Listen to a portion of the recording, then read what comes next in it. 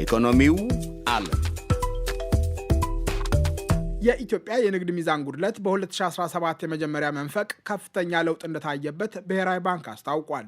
ባንኩ ባለፈው ቅዳሜ ይፋ ባደረገው ሁለተኛ የፋይናንሻል ስቴቢሊቲ ሪፖርት መሰረት የንግድ ሚዛን ጉድለቱ እየቀነሰ በመሄዱ የሀገሪቱ የክፍያ ሚዛን ተሻሽሎ ከሐምሌ እስከ መስከረም ባሉት ወራት ተርፍ $573 ሚሊዮን መድረሱን ይጠቁማል። በሪፖርቱ መሰረት የሀገሪቱ የክፍያ ሚዛን በ2016 ተመሳሳይ ወቅት $1.2 ቢሊዮን ጉድለት ነበረበት። የብሔራዊ ባንክ ገዢ ማሞ ምህረቱ ከሁለት ሳምንታት በፊት ብልጽግና ፓርቲ ከሚቆጣጠረው ፋና ብሮድካስቲንግ ጋር ባደረጉት ቃለ መጠይቅ የሀገሪቱ የክፍያ ሚዛን የደረሰበት ደረጃ በኢትዮጵያ ታሪክ ለመጀመሪያ ጊዜ እንደሆነ ተናግረው ነበር። ይሄ የውጭ ምንዛሬ ሪፎርም ከተጀመረ በኋላ በኢትዮጵያ ባላንስ ኦፍ ፔመንት መሰረታዊ የሆነ መሻሻል ታይቷል። ይሄ ባላንስ ኦፍ ፔመንት የምንለው ወደ ሀገር ውስጥ የሚመጣው የውጭ ምንዛሬ ግኝትና ከሀገር ውስጥ ውጭ የሚወጣው የውጭ ምንዛሬ በአጠቃላይ አውትፍሎ እና ኢንፍሎ ያለው ባላንስ ነው። በተለይ ከረንት አካውንት በተመለከተ የከረንት አካውንት የምንለው የእቃዎች፣ የሰርቪስ፣ የትራንስፈር ያለውን የሚወጣውና የሚገባውን በተመለከተ በምናይበት ጊዜ በታሪካችን ለመጀመሪያ ጊዜ ፖዚቲቭ ሆኗል፣ ሰርፕላስ ሆኗል። ባለፈው ዓመት የነበረው ዴፊሲት ወደ 1.2 ቢሊዮን ዶላር ነበረ። ዘንድሮ ከ573 ሚሊዮን በላይ ሰርፕላስ ሆኗል። ለረጅም ዓመታት ከፍተኛ ጉድለት ተሸክሞ የቆየውን የንግድ ሚዛን ማረቅ መንግስት ከዓለም አቀፉ የገንዘብ ድርጅት በተበደረው $3.4 ቢሊዮን ተግባራዊ የሚያደርገው የኢኮኖሚ ማሻሻያ ከተካተቱ ዓላማዎች አንዱ ነው። የገንዘብ አስተዳደር ባለሙያው ዶክተር አብዱል መናን መሐመድ የንግድ ሚዛኑ ላይ የታየው ለውጥ ከወጪ ንግድ መሻሻልና ከገቢ ንግድ መቀዛቀዝ ጋር የተገናኘ እንደሆነ ያስረዳሉ። አንደኛው ኤክስፖርትና ከሱ ጋር ተያያዥ ያሉ ጉዳዮች መጨመር ነው። ሁለተኛ የኢምፖርት መቀነስ ነው። ስለዚህ ኔቱን ብቻ ይዞ መናገር ትንሽ ይከብዳል። ኢምፖርቱ እንዳልኩ የቀነሰው አንደኛ ኢኮኖሚ መቀዝቀዝ ጋር በተገናኘ ነው። ኢኮኖሚ ወደ ጤነኛ እንትን በሚመጣበት ሰዓት ኢምፖርቱ መጨመሩ አይቀርም። እቃ ብታስመጣ አሁን እንደ በፊት ብዙም ገበያ ላይ አዋጭ አይደለም፣ ገዢ ስለሌለ። ብሔራዊ ባንክም ታይት የሆነ ሞኔታሪ ፖሊሲ ስለሚከተል እንደ በፊቱ ገዢህም ስለሌለ ኢምፖርት የማድረግ ፍላጎትም አይኖርህም። ኢኮኖሚክ አንሰርቴኒቲም ነበር። አሁን በእነዚህ ምክንያት ኢምፖርቱ ሲቀዛቀዝ የውጭ ምንዛሬ የሚፈልግ መጠኑ ይቀንሳል። ግን ኤክስፖርት ደግሞ ተሻሽሏል። ለምን ድሮ በ57 ብር የሚሰጣቸው የነበረ ሐዋላ በ57 ብር የሚያገኝ ነበረ። አሁን በ122 ብር አሁን ባለው ሁኔታ በ124 ደረጃ ደርሷል እና ሁለቱ መጨመራቸው አይቀርም። ኢምፖርቱ ተቀዛቅሷል እና በአጭር ጊዜ ስናየው የመሻሻል ሁኔታ ይታያል። ከሐምሌ እስከ መስከረም ባሉት ወራት የኢትዮጵያ ባንኮች በአማካኝ በየወሩ ከወጪ ንግድ ብቻ ወደ $500 ሚሊዮን እንዳገኙ የብሔራዊ ባንክ ገዢ ተናግረዋል። ባንኮቹ ለደንበኞቻቸው በየወሩ $713 ሚሊዮን ሸጠዋል።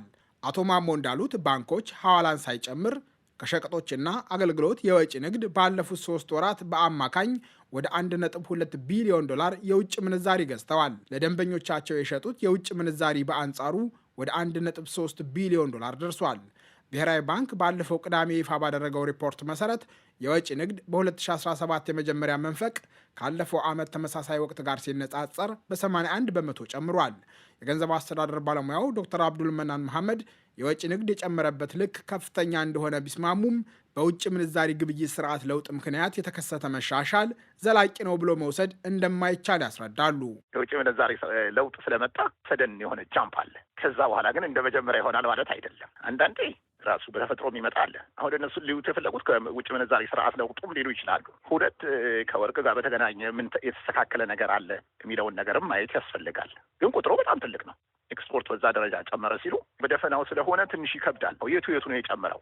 ለምሳሌ ኳርተርሊ ሪፖርት የብሔራዊ ባንክ የሚወጣ ቢሆን ኖሮ እንዲህ ቶሎ የሚወጣ ያው በጣም ዘግይተው ስለሚያወጡ ነው እንጂ የቱ ጋር እንደጨመረ በቀላሉ ትይዘው ነበር። ከ4 ወራት ገደማ በፊት የውጭ ምንዛሪ ግብይት በአቅርቦትና በፍላጎት እንዲከወን ከተደረገ በኋላ የብር ምንዛሪ ተመን ከ100 በመቶ በላይ ተዳክሟል። በመደበኛው ገበያ በ57 ብር ይመነዘር የነበረው $1 በአሁኑ ወቅት ወደ 125 ብር ከ50 ሳንቲም ገደማ እንዳሻቀበ የብሔራዊ ባንክ አማካኝ ዕለታዊ የምንዛሪ ተመን አመልካች ይጠቁማል። ብር በከፍተኛ ፍጥነት እየተዳከመ ሲሄድ በባንኮችና በትይዩ ገበያ መካከል ያለው የምንዛሪ ተመን ልዩነት 5 በመቶ ገደማ እንደደረሰ የብሔራዊ ባንክ ሪፖርት ያሳያል። በሁለቱ ገበያዎች መካከል ያለው ልዩነት እንዲጠብ መንግስት ፍራንኮ ቫሉታን ለማቆም ያሳለፈው ውሳኔና ባንኮች በውጭ ምንዛሪ መግዣና መሸጫ ተመኖቻቸው መካከል ያለውን ልዩነት እንዲያጠቡ በብሔራዊ ባንክ የተሰጣቸው ትዕዛዝ አስተዋጽኦ እንዳላቸው ዶክተር አብዱል መናን ያስረዳሉ። መንግስትም በተከታታይ የወሰደውም እርምጃ የተወሰነ አጥብቦታል። አሁን በይበልጥ የፍራንኮ ቫሉታ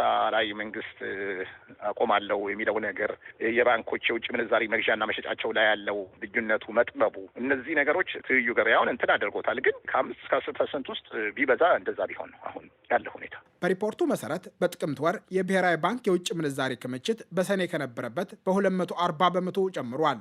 የውጭ ምንዛሪ ግብይት በገበያው ፍላጎት እንዲከወን ሐምሌ 22 2016 ሲወሰን ባንኩ የነበረው የውጭ ምንዛሪ ክምችት 1.4 ቢሊዮን ዶላር ነበር። በሰኔ 2016 በአንጻሩ 1 ቢሊዮን ዶላር ብቻ እንደነበረው የብሔራዊ ባንክ ገዢ አቶ ማሞ ተናግረዋል። የውጭ ምንዛሪ ግብይት ስርዓት ለውጥ ከተደረገ ከ3 ወራት በኋላ የማዕከላዊው ባንክ የውጭ ምንዛሪ ክምችት ወደ 3.4 ቢሊዮን ዶላር ከፍ ብሏል።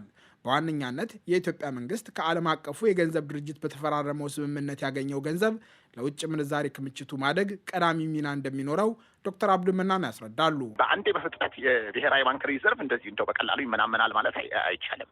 ውጭ ምንዛሪ ኤክስፖርቱ ከጨመረ፣ ረሚታንሱ ከጨመረ፣ ምናልባት ፎሬን ዳይሬክት ኢንቨስትመንቱ ከጨመረ፣ ሌላው ኢኮኖሚ ከመቀዛቀዝ አኳያ ኢምፖርት በጣም ተዳክሟል እና በዛ ምክንያት እንደ በፊቱ ከፍተኛ ውጭ ምንዛሪ ፍላጎት ላይኖር ይችላል አሁን ባለው ሁኔታ። በዚህ ምክንያት ብሔራዊ ባንክ ሪዘርቭ ጥሩ ሊሆን ይችላል። የውጭ ምንዛሪ ግብይት ላይ ለውጥ ሲደረግ ብሔራዊ ባንክን ጨምሮ በሁሉም ባንኮች የነበረው የውጭ ምንዛሪ ከ3.1 ቢሊዮን ዶላር ወደ 5.8 ቢሊዮን ዶላር አድጓል።